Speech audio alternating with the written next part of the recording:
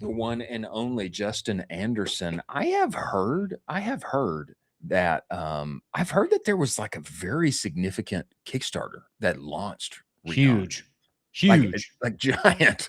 Like they were hoping like gigantic. I think they were hoping for like, a couple $1,000 or something. And Yeah, and it just like kaboom, yeah. kaboom. And I'm particularly interested. I know Justin's been growing this thing and taking it to the moon. I'm particularly interested how they've taken like the tape measure and like taking it to Mars basically. Yeah. Like AIified, made it remember all my measurements forever. We need to get the story behind this fast growing brand. Everybody, welcome inside of the show, the one and only Justin Anderson. Justin, get in here. Guys, thanks for having me. Love the energy. Justin, man, we appreciate you making the time to join us, brother. Likewise, thank you guys for having me. I don't typically do podcasts like this, but thank you guys for the invite. Absolutely. Hey, we like to do this. We like to bring incredibly smart knowers of ball on this show, like yourself, Justin, who are hands-on keyboard and making this thing happen. Man, I'd love it if you would just back up the truck a little bit and just give everybody, for those who don't know, give context on yourself. And also, man, this incredible story of what's happening over at REEKON. I hope I'm pronouncing that correctly. Am I pronouncing it correctly? Okay, awesome. You are pronouncing it correctly. I'll give you guys a quick synopsis on how I got to this very moment in time. I'm Justin. Thank you guys for the introduction and the opportunity to be here. I've worked in ecom and growth marketing since, oh God, when before growth marketing was called growth marketing and it was Let's just go. response marketing. So Yeah.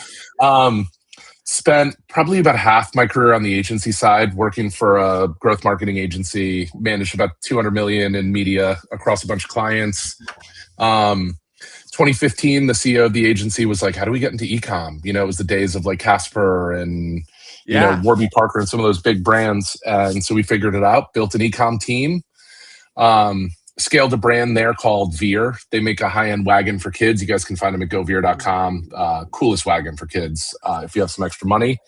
And then kind of went client side, got sucked into the CPG world. Never really intended to end up there, but learned a ton about retail. Worked at frozen food brand called Tattooed Chef. Oh yeah. Tru Earth. We made eco-friendly laundry detergent strips. You can find them on Amazon. Justin, come on, baby. Bro, you got lore here, Justin. Lore. Dude. Worked at Frost Buddy for a little over a year. I'm sure you guys have all heard of Frost Buddy. Let's go. Some crazy growth from 23 million to about 85 million at the end of 2025. Insulated cups was crazy. Met Christian, the CEO of REEKON, on LinkedIn. Sent me a DM. Really loved the tools and the products. Loved the social footprint of the brand. North of 1 million followers on Instagram and TikTok.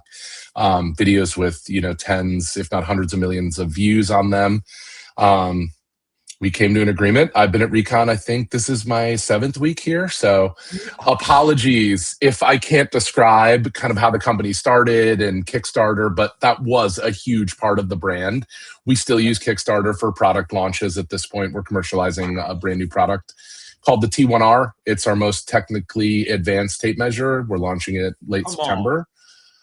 Yeah, I mean, it's just an incredible place to work. We have an app that connects to our products. You can share information directly from our tape measures, our digital measuring tools, to the Boulder Pro app, making workflows on job sites way easier. We're looking to digitize the last place that hasn't been digitized, and that is the job site.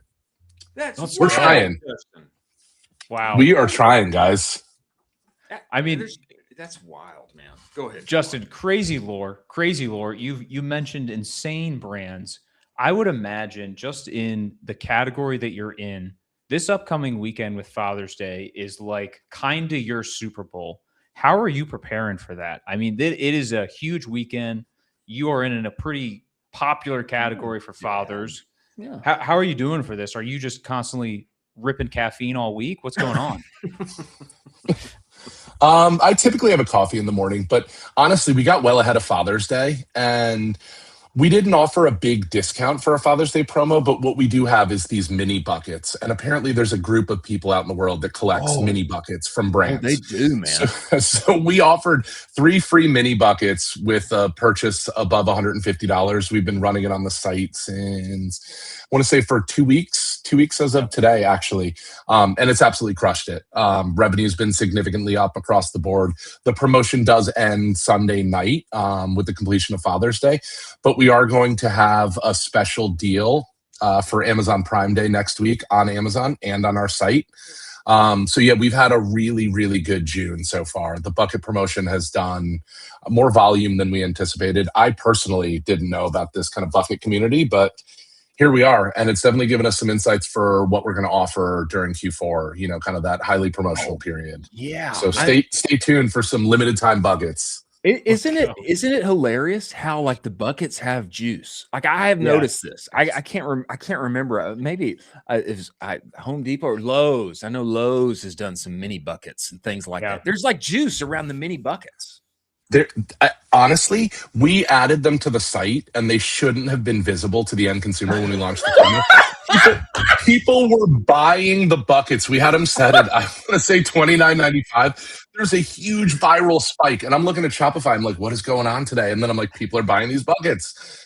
So I told Christian, who's the CEO, I was like, should we hide this? And he's like, let's just up the price. So we upped the price to, I want to say, $139. People were still buying the 3-pack of mini buckets for $139 on our site. Seriously. Crazy. And it's kind of continued on that path. We have a really awesome growth agency, same agency I worked with at Frost Buddy. They're called Scaled. And they've been crushing it for us. So bucket promo's been pushed by email, SMS, and paid. So mostly Meta and Google is what we run. Give me your perspective on this, Justin. I feel like, and actually we were just talking with Bill D'Alessandro about this. It seems like in today's e-commerce atmosphere, in the kind of macro environment, man, it really helps.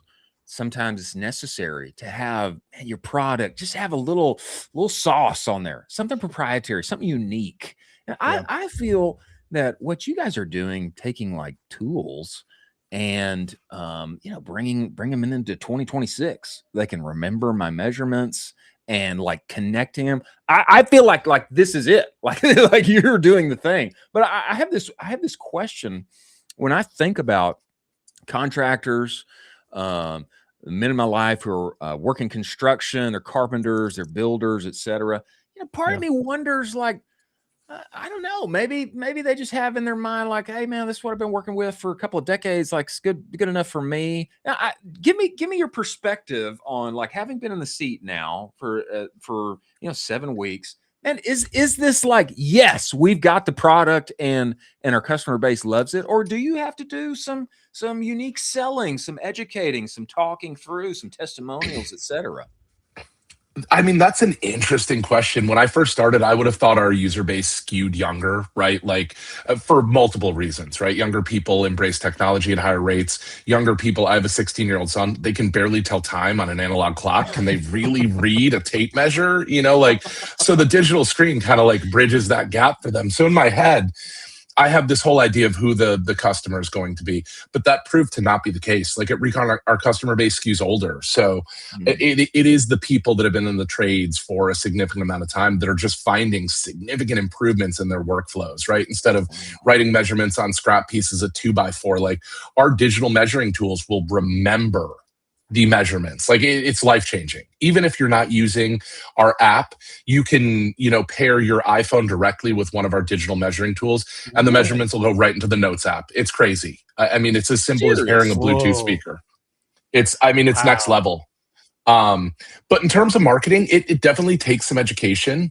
But at the same time, what we realized is we need to sell kind of workflow solutions, not flashy gadgets. If you check us out on TikTok or Instagram, a lot of our content is ASMR, lasers, the mechanical sounds of tapes. That does exceptionally well for us, drove a ton of awareness. Christian, the founder of REEKON, makes the videos himself. I love it. But I think ultimately people need to understand, how is this going to help, right? Like, what is a $130 or $250 tape measure going to do to improve my efficiency, my productivity? And that's what we're really trying to help people understand. Look, measure once, cut once, instead of measure twice, cut twice. I mean, you compound that over weeks or months. I mean, we're talking about days of time savings. And then I think another point I want to make to you guys is that I think what makes ecom brands successful in 2026 is founders that aren't scared to make content, right? Like, this is the second brand I've worked at where I've had a founder, first was Brock at Frostbuddy, now Christian at REEKON, that just goes out and crushes it. Like, we have this huge social following. Like, it's crazy to me, REEKON has such a large social following. But without that organic layer, it's impossible to acquire people profitably. Like, at least from my experience, I've been doing this since 2015. So you got a founder that wants to shoot videos, whether he's in a pool like Brock or at a job site like Christian. The key is just producing content, not working with agencies to produce that content, doing it yourself. It's such an advantage. Whoa. Underline that one. Highlight that one. Clip that. Well, that's good, Justin. I mean, we ran into Brock at the Commerce Roundtable and jokingly said, hey, you're a pretty jacked guy. You should just make shirtless content videos. And he's like, yeah, we're actually doing that. They perform really well. And so he's just doubling down on what's working, He's not lying. Him and his buddy Jake, who runs TikTok Shop at Frostbuddy, there is a ton of shirtless content, and people love it in the summer. The summer's the season for the universal buddy. And it's a very simple formula. This fits all the cups. It's POV style, but the ability to just create that content without having to rely on like TikTok creators or influencers or third-party agencies to help. Like, the speed we moved at Frostbuddy is probably 1/10 the speed we move at REEKON. That's our core advantage. Like, I get more done in a day here than I got done in 2 weeks of Frostbuddy. It wasn't because I was lazy. It's just because of how we move at REEKON. It's crazy. Wow. Motion. I mean, could you talk to us too? I mean, you touched on it a little bit, but you're preparing and kind of building out this Kickstarter. Could you talk to us about what it goes into building a successful Kickstarter in 2026? Because I would imagine it's involved pretty substantially. I wish I could, guys. I just don't have a lot of context on that side of the business, just because I started recently and wasn't part of that. Like, I came in to help drive the type of growth we experienced at Frostbuddy. Even though our products are maybe less broadly appealing and more expensive, they're still super cool and have wide application. There's an insurmountable amount of tape measures sold annually in the United States. Well, I think this is a good point that you're making, though, Justin. And honestly, it's one that that I've had about Frostbuddy. When I think of digital tape measure, or I think of fancy new tumbler, I'm thinking I'll buy one of them. I'll buy one of them. But that's not the case. I mean, you got to find a way to get people back and get them back in the fold and buy again. Talk to me about when you think about REEKON and contractor, carpenter, somebody in the trades. They're going to make a big purchase. They see oh yeah, I value that workflow. It's going to save me time. Measure once, cut once. And how are you thinking about bringing them back and extending that? 1.1 purchase to on average 1.2 and then 2 and beyond. Like, how are you thinking about bringing them back, Justin? I mean, that's a great question. So for us, it's just product line expansion, right? Like, we're looking to be the connected tool brand. So right now, we're really focused on digital measuring tools, but we have some awesome products in the pipeline to come that are going to further kind of compound this digitization of the job site. Because again, I don't know if you guys have been on a job site recently. It's like a scene out of, the late 90s, early 2000s. It's like a Walt boombox, a bunch of guys. People are ripping cigs and Zans. It's like the old West. I mean, it's just, there's nothing that technology has done to kind of solve for that space at this point. And we're looking to be the ones that disrupt it. That's a great point. I think what you're hitting on, I'll just say, Justin, I think it's really true. Sometimes LTV, repeat purchases, it comes down to merchandising. Like, do I have more things available that people will want? And when I think about Frostbuddy, it's like, I'm a Cowboys fan. I buy a Cowboys tumbler. Do they have a Texas Longhorns one though? You know, and the Texas Longhorns one comes out. Oh, hey, now I'm interested again. You know, I think there's a real point to this about it coming down to merchandising and having the right products available that bring people back.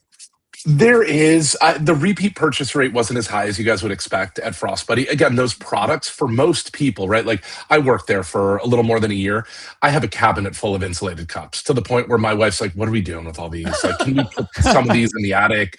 Right? Like, there's only so many places people can store these cups, and because they're so well built, they last forever. So, like, how many? Unless you guys are going to match, your Frost Buddies with your Blazers, there's no real reason to have, kind of more than one water bottle, more than one universal. The thing at REEKON that gives us a huge advantage, right, is like our AOV is pretty high. Like, I'm not going to share exactly what it is, but like well north of $100. So like, we don't have to worry about like CAC to LTV or are we profitable on our first order? Like, we don't have some of the same challenges as, people in supplements that like, need a 43% repeat purchase rate or these other crazy difficult things to achieve at this point with CPMs on Meta as high as they are. And like the erosion of Google traffic because of the LLMs, like it is such a difficult time to be an e-com if you're working for a brand that has a sub $100 AOV and has a founder that doesn't shoot content. Like I wouldn't go work at a brand that either of those things was true at. It's tough. The economics don't support it, guys. Wow, it's tough. Hey, I mean, I think you're saying something that people something. should listen to. I mean, you're saying something, Justin. You're saying something, man. Wow, that's good. I mean, you've been through this a ton now with some really incredible brands. Could you talk about the channels that you're most excited about right now? You touched on TikTok a little bit. Is that the one you're most excited about out of all of them? Or are you kind of moving forward in the rest of 2026? You're like, actually it's this one. Like that's a great question, guys. Like everyone's talking about AppLovin and TikTok Shop. And like, honestly, like, I don't want to say I'm old school, but like, I'm kind of old school. You do Meta right. Meta is still the promised land, right? Like you get creative with your creative statics and videos, meme style ads, like just poorly produced from a traditional sense of the word ads still do well on Meta, right? And it has tremendous scale. TikTok Shop, I had a lot of experience with TikTok Shop at Frostbuddy. I can tell you guys that a TikTok Shop customer is worth significantly less than a direct customer. They purchase less frequently for a second time, and they are discount motivated. They're typically lower income. So you really need to be careful depending on what you're trying to build there. Like if you're a brand that's looking for volume, that wants to sell your products at Walmart, like have at it. Do whatever you want on TikTok. It's not going to destroy the brand. If you're a premium brand like REEKON, for us, it doesn't make sense to discount our product on TikTok Shop, right? Like it's just, we have a shop, you can buy our products there, but we're not going to chase discounts. And I think that's the problem with TikTok. It's great that they built Shop. It's awesome. But AOV is like, in some cases, half of what your Shopify AOV is, which is really not good if your AOV is sub $100, right? Like it's miserable. And I will say there's a lot of adjacent benefits, right? You build this affiliate army like Comfort or like Frostbuddy. You can start using that content in Meta to acquire customers, more efficiently, because TikTok becomes like a creative testing ground. And it does directly benefit your Amazon business. Like it helped us significantly at Frostbuddy. Like we didn't do anything differently on Amazon. It was just the awareness that TikTok built that helped that piece of the pie. But it's also super labor intensive. It is. You almost need like a Wolf of Wall Street style figure to run your TikTok affiliates. Keep them motivated, keep them producing content. Like it's just a tough model. On the AppLovin front, I think they're probably in a cool number 4 or 5 spot. They'll probably capture 5 to 10% of people's budgets. Risk mitigation, easier to get on the platform. Don't love the end cards. I wish you could just drop creative from Meta or TikTok into AppLovin. I love the end cards. The end cards are cool, but it's kind of an issue to nuance your creative from TikTok and from Meta to AppLovin. It takes more effort than just dropping it. It does. It takes work. It takes work. Their reporting was really not ideal for a while. And I'll argue with you guys this, like, I'm happy to have this debate at some point. The AppLovin audience, my biggest problem with their platform, right, is like, I have a 16-year-old son. I watch him play games on his phone. That's not an audience that wants to be disrupted, right? Like, their focus is like, let me get this virtual currency. Let me advance this game. They're not buying shoes in the middle of that process. So like, while the experience might be great, it's tough. It's a tough platform unless they build like a TikTok shop style, store within AppLovin. I don't see how it works. Here's what I'll say. And specifically for a category that you mentioned, sub $100, supplement focused. Man, in Q4, one of my friends was just struggle bus on Meta. It's been hard. Actually over past 12 months or so. I mean, his costs tripled, and the results it collapses the math. Those upfront costs will collapse your math. And what revived it was getting him over to AppLovin. That's what revived really it. And that helped. Here's the deal. The people that are playing inside of the game, inside of those games, of course there's the 16-year-olds, but there's also a ton of boomers. A ton of boomers. There are like ton of boomers. They're not brain rot, but they're kind of crushing themselves, They're just, and you know what? They got all the money anyway. They got all the money. They got all the money to spend. So I've had some incredible experiences there. But let me say this. Justin, man, you've got sauce, brother. Sauce. You got sauce. I've been doing this for a long time, guys. I drink on the weekends, so that's what does it. Which this job will drive you to do. It will drive you to do. God. Brother, I think about the day when I don't have to work in e-com anymore, and I can go at 3 o'clock. I'm calling. No one's going to email me. That's the dream at this point. Okay, well, soon enough. Justin, man, we appreciate you making the time to join us, man. We're going to be following along with REEKON, and when you guys have this big launch, we need to have you back and talk about it, brother. I think I would love to. Like, if you guys want to reach out, like, August timeframe, I would love to come back on the show. I can probably get Christian to come too, and we will hype the T1R. Would love to do that with you guys. Let's do it. Let's go. Justin, thank you guys so much. You earned a subscriber today of the show. So let's go, guys.